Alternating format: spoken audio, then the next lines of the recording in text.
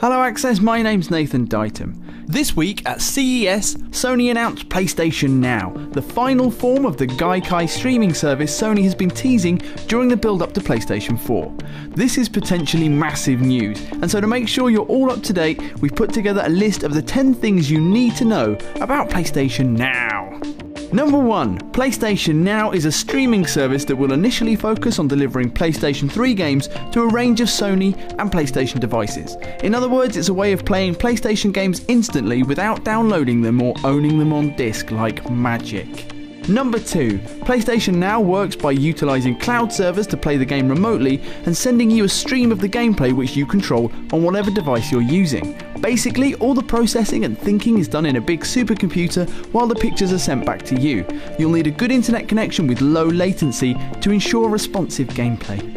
Number 3. PlayStation Now will initially be available on PS3 and PS4, with PS Vita and certain models of Sony Bravia TVs following after. That's right, at CES guests were playing The Last of Us just using the internet and a TV. Number 4. Actually, it's even more impressive than that because eventually the aim is to have PlayStation Now not just running on PlayStation or even Sony devices, but also on tablets and phones too. And yes, the implications of this are as big as you think they are. Number 5. Payment plans for PlayStation Now haven't been announced, but they will include the option to rent specific titles, as well as Netflix-like subscription models covering multiple games.